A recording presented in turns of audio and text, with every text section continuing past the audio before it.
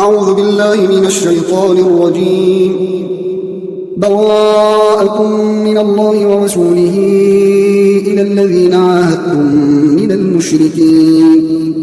فسيحوا في الأرض 4 أشهر واعلموا أنكم غير معجز الله وأن الله مخزي الكافرين. وأذان من الله ورسوله إلى الناس يوم الحج الأكبر أن الله بريء من المشركين ورسوله فإن تبتم فهو خير لكم وإن توليتم فاعلموا أنكم غير معجز الله وبشر الذين كفروا بعذاب أليم. إلا الذين عاهدتم من المشركين ثم لم ينقصوكم شيئا ولم يظاهروا عليكم أحدا فأتموا إليهم عهدهم إلى مدتهم إن الله يحب المتقين. فإذا انسلخ الأشهر الحرم فاقتلوا المشركين حيث وجدتموهم وخذوهم واحصروهم واقعدوا لهم كل مرصد. فإن تابوا وأقاموا الصلاة وآتوا الزكاة فخلوا سبيلهم إن الله غفور رحيم. وإن أحد من المشركين استجارك فأجره حتى يسمع كلام الله ثم أبلغه مأمنه ذلك بأنهم قوم لا يعلمون. كيف يكون للمشركين عهد عند الله وعند رسوله إلا الذين عاهدتم عند المسجد الحرام فما استقاموا لكم فاستقيموا لهم إن الله يحب المتقين. كيف وإن يظهروا عليكم لا يرقبوا فيكم إلا ولا ذمة يرضونكم بأفواههم وتأبى قلوبهم وأكثرهم فاسقون. اشتروا بآيات الله ثمنا قليلا فصدوا عن سبيله إنهم ساء ما كانوا يعملون. لا يرقبون في مؤمن إلا ولا ذمة وأولئك هم المعتدون. فإن تابوا وأقاموا الصلاة وآتوا الزكاة فإخوانكم في الدين ونفصل الآيات لقوم يعلمون. وإن نكثوا أيمانهم من بعد عهدهم وطعنوا في دينكم فقاتلوا أئمة الكفر إنهم لا أيمان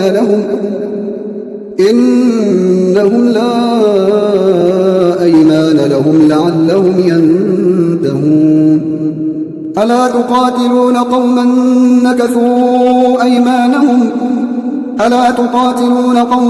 نكثوا أيمانهم وهموا بإخراج الرسول وهم بدؤوكم أول مرة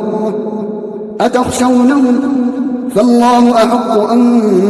تخشوه إن كنتم مؤمنين. قاتلوهم يعذبهم الله بأيديكم ويخزيهم وينصركم عليهم ويشفي صدور قوم مؤمنين ويذهب غيظ قلوبهم ويتوب الله على من يشاء والله عليم حكيم. أم حسبتم أن تتركوا ولما يعلم الله الذين جاهدوا منكم ولم يتخذوا من دون الله ولا رسوله ولا المؤمنين وليجة والله خبير بما تعملون. ما كان للمشركين أن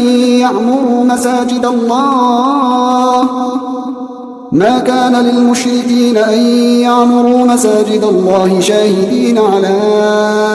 أنفسهم بالكفر أولئك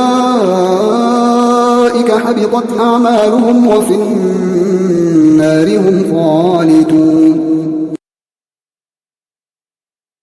إنما يعمر مساجد الله من آمن بالله واليوم الآخر وأقام الصلاة وآتى الزكاة ولم يخش إلا الله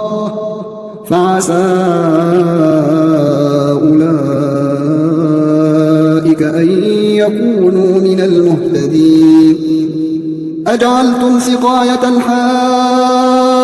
وعمارة المسجد الحرام كمن آمن بالله واليوم الآخر وجاهد في سبيل الله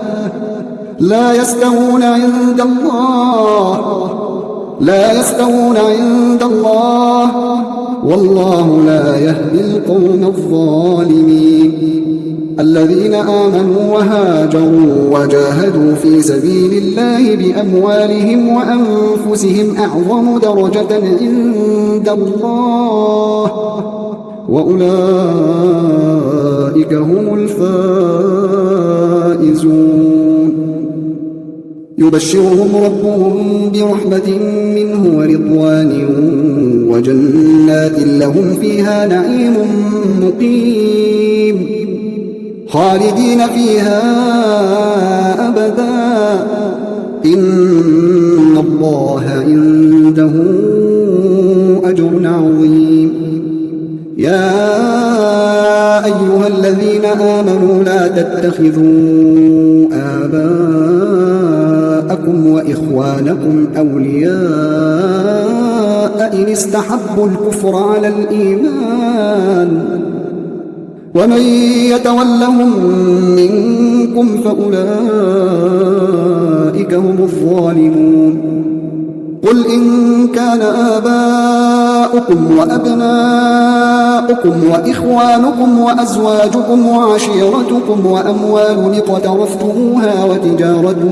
تخشون كسادها ومساكن ترضونها أحب إليكم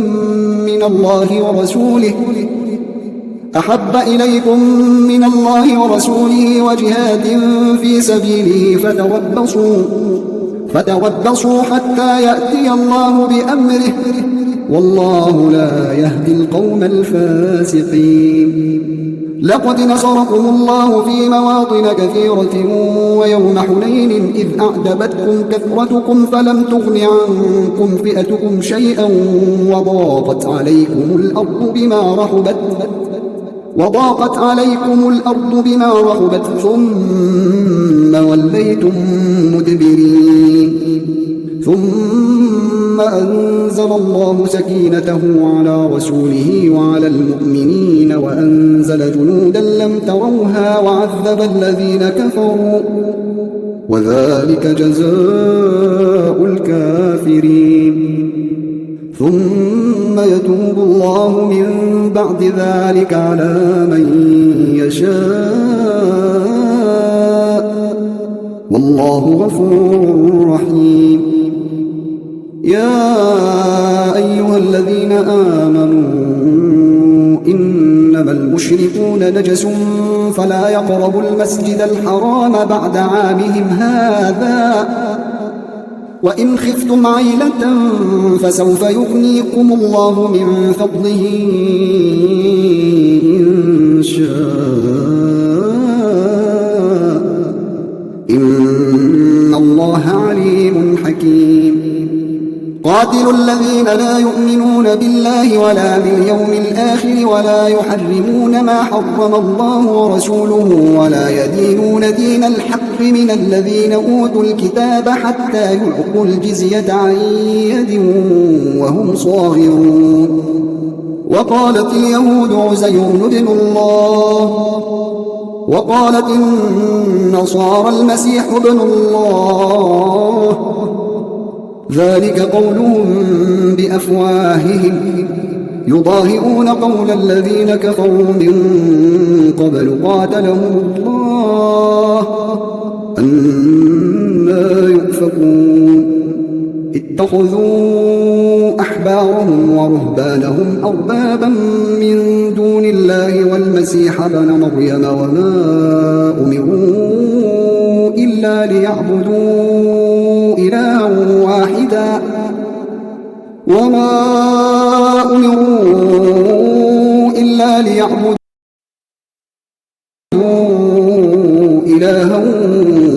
واحدا لا إله إلا هو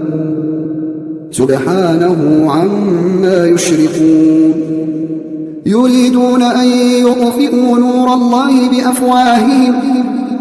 يريدون أن يطفئوا نور الله بأفواههم ويأبى الله إلا أن يتم نوره ولو كره الكافرون هو الذي أرسل رسوله بالهدى ودين الحق ليظهره على الدين كله ولو كره المشركون يا أيها الذين آمنوا إن كثيرا من الأحبار والرهبان ليأكلون أموال الناس بالباطل ويصدون عن سبيل الله والذين يكنزون الذهب والفضة ولا ينفقونها في سبيل الله فبشرهم بعذاب أليم يوم يحمى عليها في نار جهنم فتقوى بها جباههم وجنوبهم وظهورهم هذا ما كنزتم لأنفسكم فذوقوا ما كنتم تكنزون إن عدة الشهور عند الله 12 شهرا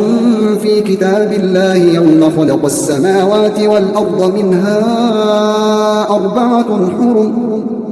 ذلك الدين القيم فلا تظلموا فيهن أنفسكم وقاتلوا المشركين كافة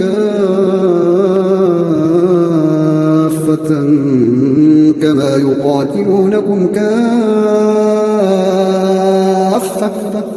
واعلموا أن الله مع المتقين إنما النسيء زيادة في الكفر يضل به الذين كفروا يحلونه عاما ويحرمونه عاما ليواطئوا عدة ما حرم الله فيحلوا ما حرم الله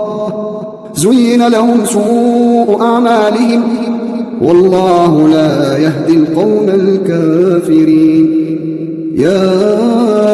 أيها الذين آمنوا ما لكم إذا قيل لكم انفروا في سبيل الله اثاقلتم إلى الأرض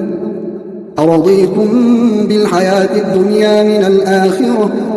فما متاع الحياة الدنيا في الآخرة إلا قليل إلا تنفروا يعذبكم عذابا أليما ويستبدل قوما غيركم ولا تضروه شيئا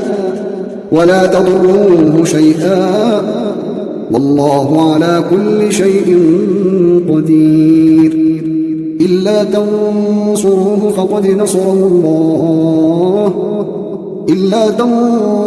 فقد نصره الله إذ أخرجه الذين كفروا ثاني اثنين إذ هما في الغار إذ يقول لصاحبه لا تحزن إن الله معنا فأنزل الله سكينته عليه وأيده بجنود لم تروها وجعل كلمة الذين كفروا السفلى وكلمة الله هي العليا والله عزيز حكيم انفروا خفافا وثقالا وجاهدوا بأموالكم وأنفسكم في سبيل الله ذلكم خير لكم إن كنتم تعلمون لو كان عرضا قريبا وسفرا قاصدا لاتبعوك ولكن بعدت عليهم الشقة وسيحلفون بالله لو استطعنا لخرجنا معكم يهلكون أنفسهم والله يعلم إنهم لكاذبون عفى الله عنك لم أذنت لهم حتى يتبين لك الذين صدقوا وتعلم الكاذبين لا يستأذنك الذين يؤمنون بالله واليوم الآخر أن يجاهدوا بأموالهم وأنفسهم والله عليم بالمتقين إنما يستأذنك الذين لا يؤمنون بالله واليوم الآخر وارتابت قلوبهم فهم في ريبهم يترددون ولو أرادوا الخروج لأعدوا له عدة ولكن كره الله بعاثهم كره الله بعاثهم فثبطهم وقيل اقعدوا مع القاعدين لو خرجوا فيكم ما زادوكم إلا خبالا ولأوضعوا خلالكم يبغونكم الفتنة وفيكم سماعون لهم والله عليم بالظالمين لقد ابتغوا الفتنة من قبل وقلبوا لك الأمور حتى جاء الحق وظهر أمر الله وهم كارهون ومنهم من يقول ائذن لي ولا تفتني ألا في الفتنة سقطوا وإن جهنم لمحيطة بالكافرين إن تصبك حسنة تسؤهم وإن تصبك مصيبة يقولوا قد أخذنا أمرنا من قبل ويتولوا وهم فرحون قل لن يصيبنا إلا ما كتب الله لنا هو مولانا وعلى الله فليتوكل المؤمنون قل هل تربصون بنا إلا إحدى الحسنيين ونحن نتربص بكم أن يصيبكم الله بعذاب من عنده أو بأيدينا فتربصوا إنا معكم متربصون قل أنفقوا طوعا أو كرها لن يتقبل منكم إنكم كنتم قوما فاسقين وما منعهم أن تقبل منهم نفقاتهم إلا أنهم كفروا بالله وبرسوله ولا يأتون الصلاة إلا وهم كسالى ولا ينفقون إلا وهم كارهون فلا تعجبك أموالهم ولا أولادهم إنما يريد الله ليعذبهم بها في الحياة الدنيا وتزهق أنفسهم وهم كافرون ويحلفون بالله إنهم لمنكم وما هم منكم ولكنهم قوم يفرقون لو يجدون ملجأ أو مغارات أو مدخلا لولوا إليه وهم يجمحون ومنهم من يلمزك في الصدقات فإن أعطوا منها رضوا وإن لم يعطوا منها إذا هم يسخطون ولو أنهم رضوا ما آتاهم الله ورسوله وقالوا حسبنا الله سيؤتينا الله من فضله ورسوله إنا إلى الله راغبون إنما الصدقات للفقراء والمساكين والعاملين عليها والمؤلفة قلوبهم وفي الرقاب والغارمين وفي سبيل الله وابن السبيل فريضة من الله والله عليم حكيم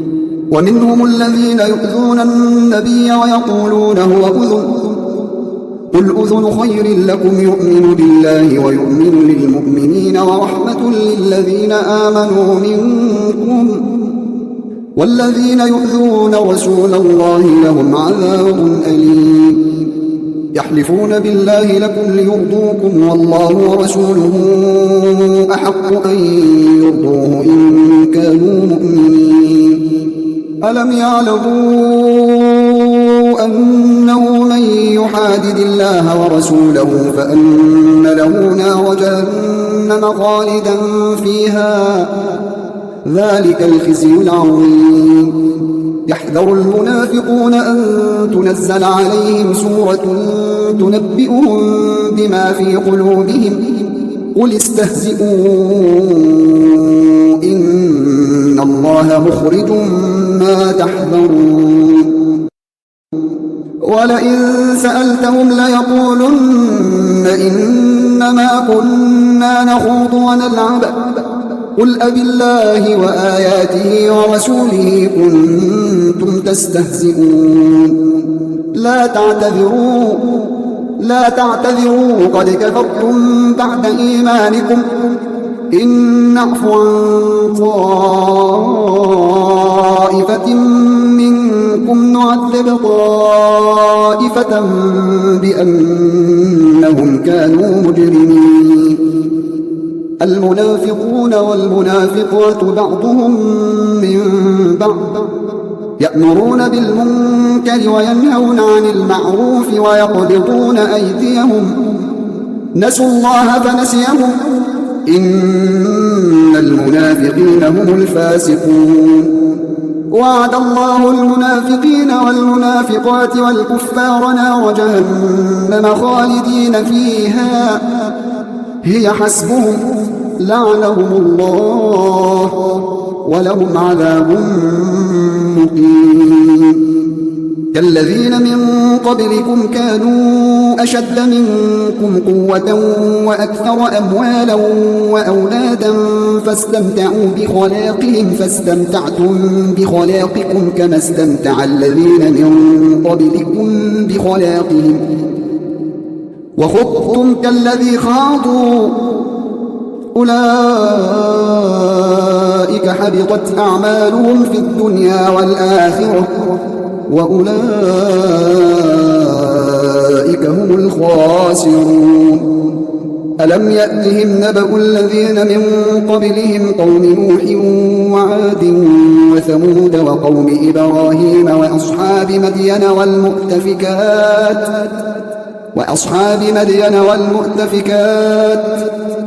أتتهم رسلهم بالبينات فما كان الله ليظلمهم ولكن كانوا أنفسهم يظلمون والمؤمنون والمؤمنات بعضهم أولياء بعض يأمرون بالمعروف وينهون عن المنكر ويقيمون الصلاة ويؤتون الزكاة ويطيعون الله ورسوله أولئك سيرحمهم الله إن الله عزيز حكيم وعد الله المؤمنين والمؤمنات جنات تجري من تحتها الأنهار خالدين فيها ومساكن طيبة في جنات عدن ورضوان من الله أكبر ذلك هو الفوز العظيم يا أيها النبي جاهد الكفار والمنافقين واغلظ عليهم ومأواهم جهنم وبئس المصير يحلفون بالله ما قالوا ولقد قالوا كلمة الكفر وكفروا بعد إسلامهم وهموا بما لم ينالوا وما نقموا إلا أن أغناهم الله ورسوله من فضله فإن يتوبوا يك خيرا لهم وإن يتولوا يعذبهم الله عذابا أليما في الدنيا والآخرة وما لهم في الأرض من ولي ولا نصير ومنهم من عاهد الله لئن آتانا من فضله لنصدقن ولنكونن من الصالحين فلما أتاهم من فضله بخلوا به وتولوا وهم معرضون فأعقبهم نفاقا في قلوبهم إلى يوم يلقونه بما أخلفوا الله ما وعدوه وبما كانوا يكذبون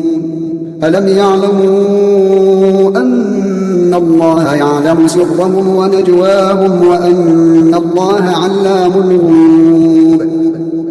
الذين يلمزون المطوعين من المؤمنين في الصدقات والذين لا يجدون إلا جهدهم فيسخرون منهم سخر الله منهم ولهم عذاب أليم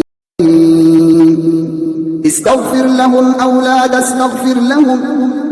إن تستغفر لهم 70 مرة فلن يغفر الله لهم ذلك بأنهم كفروا بالله ورسوله والله لا يهدي القوم الفاسقين. فرح المخلفون بمقعدهم خلاف رسول الله وكرهوا أن يجاهدوا بأموالهم وأنفسهم في سبيل الله وقالوا لا تنفروا في الحر قل نار جهنم أشد حرا لو كانوا يفقهون فليضحكوا قليلا وليبكوا كثيرا جزاء بما كانوا يكسبون. فإن رجعك الله إلى طائفة منهم فاستأذنوك للخروج فقل لن تخرجوا معي أبدا ولن تقاتلوا معي عدوا إنكم رضيتم بالقعود أول مرة فاقعدوا مع الخالفين ولا تصل على أحد منهم مات أبدا ولا تقم على قبره إنهم كفروا بالله ورسوله وماتوا وهم فاسقون. ولا تعجبك أموالهم ولا أولادهم إنما يريد الله أن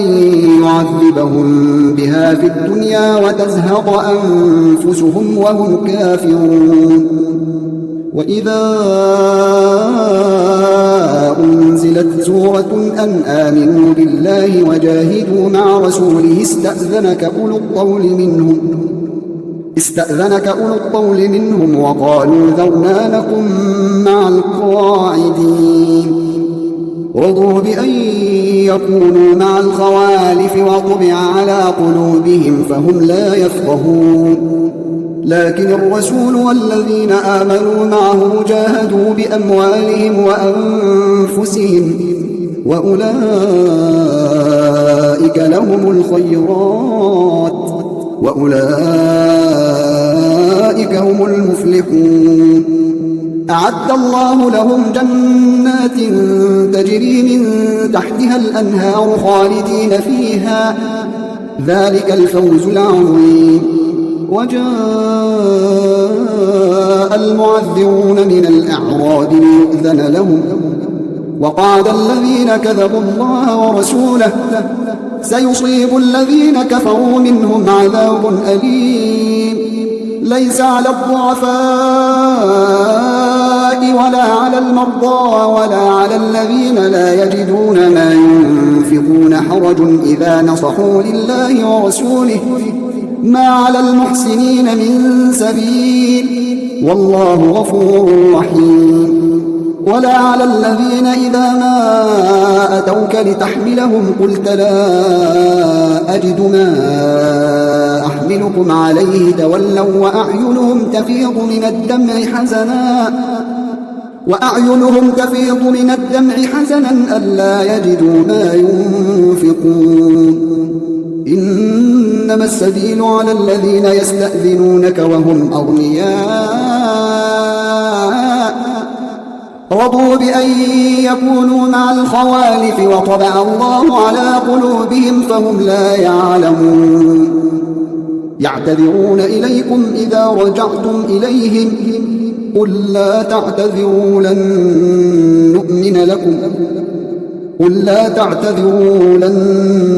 نؤمن لكم قد نبأنا الله من أخباركم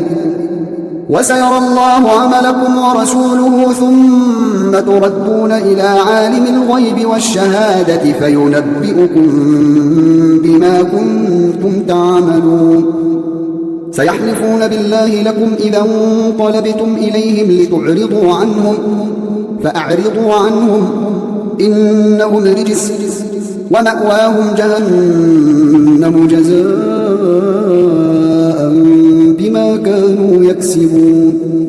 يحلفون لكم لترضوا عنهم فإن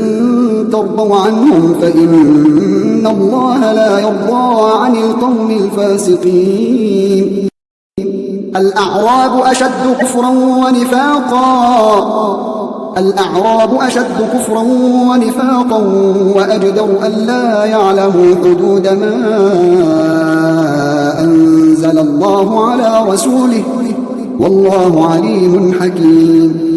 ومن الأعراب من يتخذ ما ينفق مغرما ويتربص بكم الدوائر عليهم دائرة السوء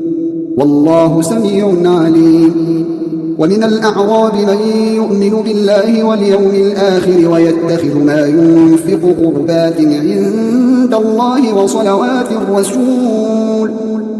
ألا إنها قربة لهم سيدخلهم الله في رحمته إن الله غفور رحيم. والسابقون الأولون من المهاجرين والأنصار والذين اتبعوهم بإحسان رضي الله عنهم ورضوا عنه وأعد لهم جنات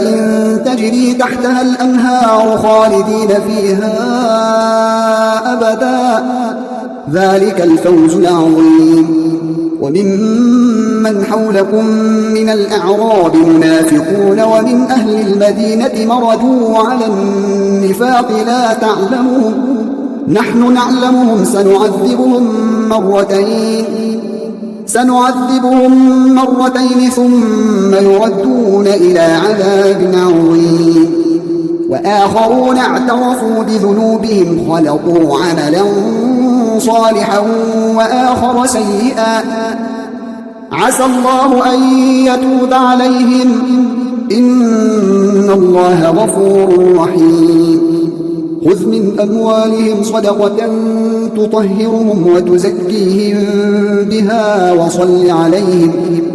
إن صلاتك سكن لهم والله سميع عليم. ألم يعلموا أن الله هو يقبل التوبة عن عباده ويأخذ الصدقات وأن الله هو التواب الرحيم. وقل اعملوا فسيرى الله عملكم ورسوله والمؤمنون وستردون إلى عالم الغيب والشهادة فينبئكم بما كنتم تعملون. وآخرون مرجون لأمر الله إما يعذبهم وإما يتوب عليهم والله عليم حكيم. والذين اتخذوا مسجدا ضرارا وكفرا وتفريقا بين المؤمنين وإرصادا لمن حارب الله ورسوله من قبل وليحلفن إن أردنا إلا الحسنى والله يشهد إنهم لكاذبون. لا تقم فيه أبدا لمسجد أسس على التقوى من أول يوم أحق أن تقوم فيه رجال يحبون أن يتطهروا والله يحب المطهرين. أفمن أسس بنيانه على تقوى من الله ورضوان خير أم من أسس بنيانه على شفا جرف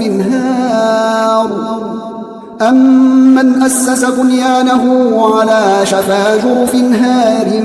فانهار به في نار جهنم والله لا يهدي القوم الظالمين. لا يزال بنيانهم الذي بنوا ريبة في قلوبهم إلا أن تقطع قلوبهم والله عليم حكيم. إن الله اشترى من المؤمنين أنفسهم وأموالهم بأن لهم الجنة يقاتلون في سبيل الله فيقتلون ويقتلون وعدا عليه حقا في التوراة والإنجيل والقرآن ومن أوفى بعهده من الله فاستبشروا ببيعكم الذي بايعتم به وذلك هو الفوز العظيم.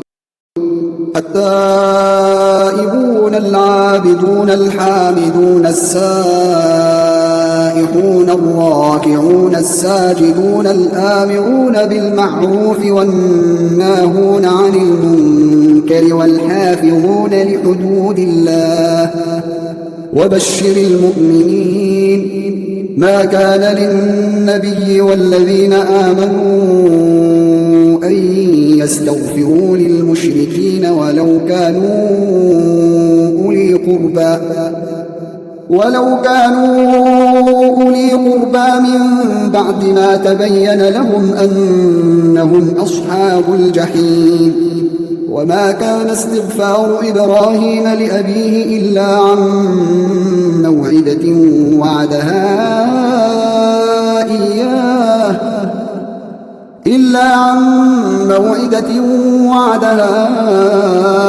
إياه فلما تبين له أنه عدو لله تبرأ منه إن إبراهيم لأواه حليم. وما كان الله ليضل قوما بعد إذ هداهم حتى يبين لهم ما يتقون إن الله بكل شيء عليم. إن الله له ملك السماوات والأرض يحيي ويميت وما لكم من دون الله من ولي ولا نصير. لقد تاب الله على النبي والمهاجرين والأنصار الذين اتبعوه في ساعة العسرة من بعد ما كاد يزيغ قلوب فريق منهم ثم تاب عليهم إنه بهم رءوف رحيم. وعلى الثلاثة الذين خلفوا حتى إذا ضاقت عليهم الأرض بما رحبت وضاقت عليهم أنفسهم وظنوا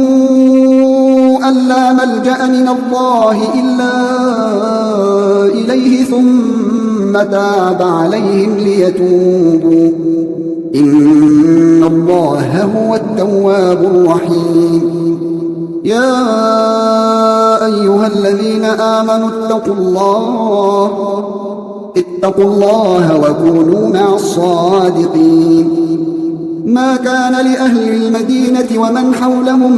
من الأعراب أن يتخلفوا عن رسول الله ولا يرغبوا بأنفسهم عن نفسه ذلك بأنهم لا يصيبهم ظمأ ولا نصب ولا مخمصة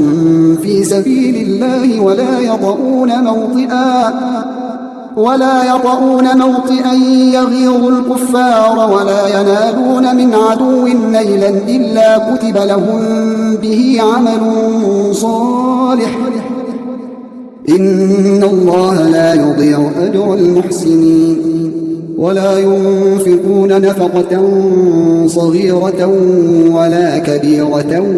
ولا يقطعون واديا إلا كتب لهم ليجزيهم الله أحسن ما كانوا يعملون. وما كان المؤمنون لينفروا كافة فلولا نفر من كل فرقة منهم طائفة ليتفقهوا في الدين ولينذروا قومهم إذا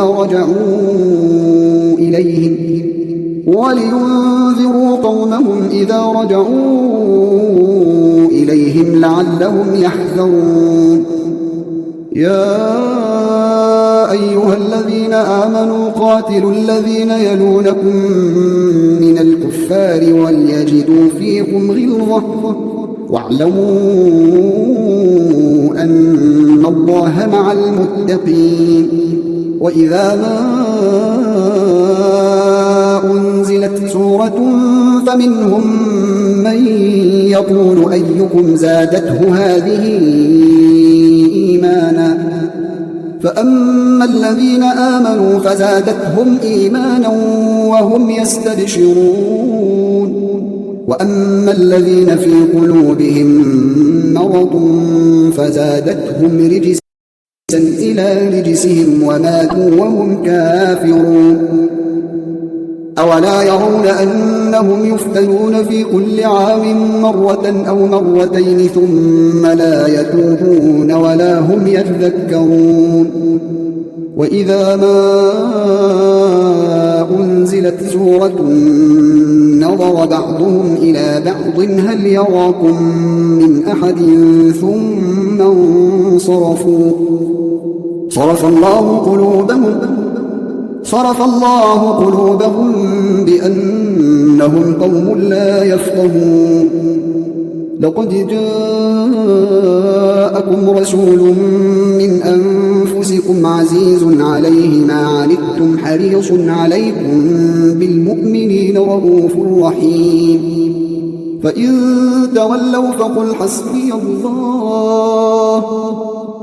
فإن تولوا فقل حسبي الله لا إله إلا هو عليه توكلت وهو رب العرش العظيم